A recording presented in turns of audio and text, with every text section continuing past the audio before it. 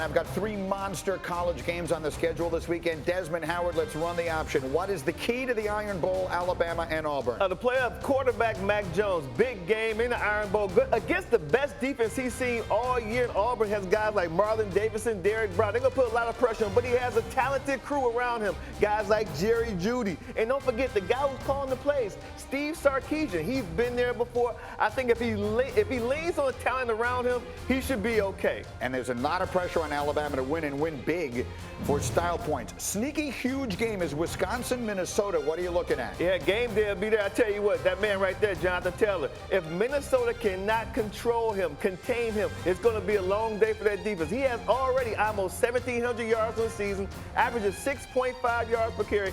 Illinois did a really good job of trying to bottle him up, 4.7 yards per carry, but Ohio State did the best job shutting him down, only 52 yards, and they beat Wisconsin. Wisconsin beats Minnesota. They go to the Big Ten title game, not the Gophers. Finally, the game. You know it well, Ohio State, Michigan. What is the key? I tell you what, you got to look at Ohio State's linebackers. I think they may be a liability in coverage. Pat Freiermuth, he showed that last week. The Penn State's tight end had a pretty decent day. And Michigan has a lot of wideouts. They got Donovan Peoples-Jones, Ronnie Bell, and Nico Collins. These guys can get open. They can win 50-50 balls. It's going to be a great matchup to see Michigan's wideouts, especially in the interior, against Ohio State's linebackers. Well, I've already told you that I believe this is the game that finally Harbaugh climbs Mount Columbus and beats Ohio State, and there's only one person I know who's even more excited for this game than you are, and that's that man. There's Jalen Rose. Jalen, let's hear from you in advance of what is the biggest game of the year by far for you.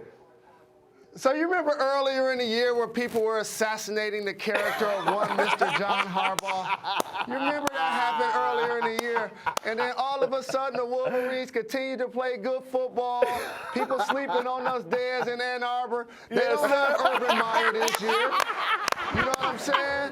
This will be the year that the Wolverines get it done, Greeny. I am booking it. Tell them, Des. You just said it. That's a great look, my man. Good job, fam. I'm with you. I'm going to make me a large pitcher of sangria.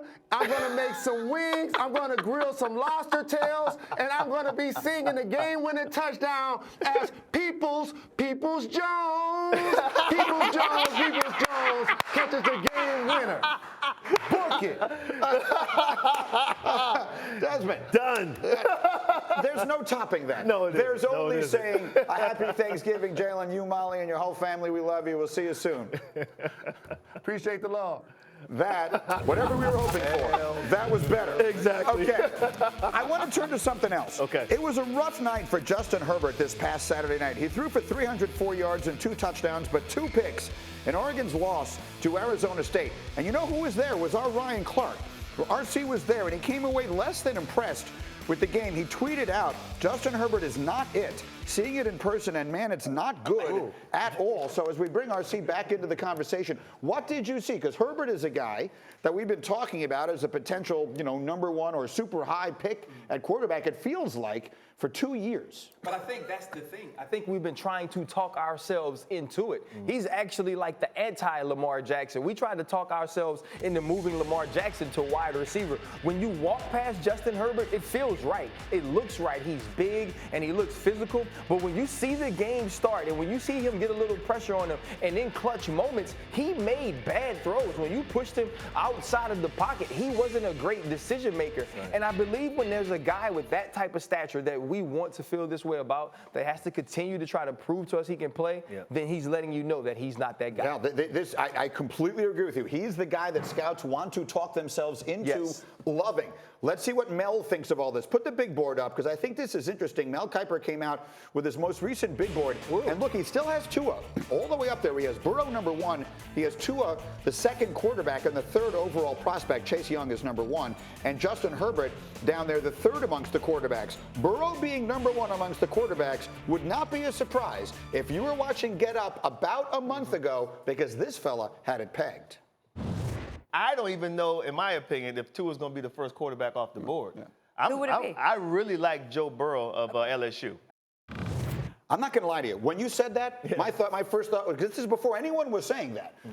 My first thought was, what's he talking about? I mean, but here you are, and all of a sudden you look great. Why do you like him the best? I tell you what, Green, I had a chance to spend some time with the young man, and I had an opportunity to break down film. And when you watch him, he makes all the NFL throws. He makes the throws that he can throw a guy open. Yep. Tua is smaller than Joe Burrow. Joe Burrow is about 6'4". He's running a pro-style offense, and his command of the offense is just masterful right now. And then when you have a chance and opportunity to speak to him, he speaks like an NFL-ready quarterback. So I was really impressed with him. Then, look at that, Paul. I know it's against your Crimson Tide, but he's actually a little more athletic than people give him credit for, too. He can get out there and extend plays, but to me, his IQ is off the charts. So I knew that once people started to break this young man down and pay close attention to him, that he would move ahead of Tua. Yeah, I don't want to take anything away from you while you're practicing the Heisman pose for Saturday, but I think it was the second week of the year. I was over there in the corner pontificating about the Heisman, and I still had Trevor Lawrence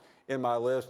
And RC comes over and literally ejects me out of the chair and says, what about Joe Burrow? I'm not even sure I knew who Joe Burrow was at the time. And so, I mean, I'm giving you a little credit there that you were all absolutely. over Joe. I got to watch him in training camp, and I was standing next to a scout, and he makes 5 throws in a row during team periods, and we look at each other, and I was like, hey, man, that's NFL throws. And he agreed. And we've gotten to see this play out throughout the season. The other thing is this, and Desmond mentioned it. He's the son of a coach. He's a very mature player. He's a very confident player. So when you get him in the room and when you start to interview him, when you put him on the board, I believe that teams are going to fall in love with him. We've seen his toughness and intangibles on the field, and now you've also seen the play. I believe he'll be the first quarterback taken. And then Tua, I mean, the injury makes it so difficult to sort of figure out, and not only this injury, but the history of injury. Yeah, Tua has shown a history of being fragile. I mean, 4 surgeries in college. You know, he only started for maybe, what, a year and a half? 24 games total. Yeah. That's it. So I think now, because of his injury history, I could not draft him early. Thank you for watching ESPN on YouTube. For more sports and analysis, download the ESPN app, and for live streaming sports and premium content, subscribe to ESPN Plus.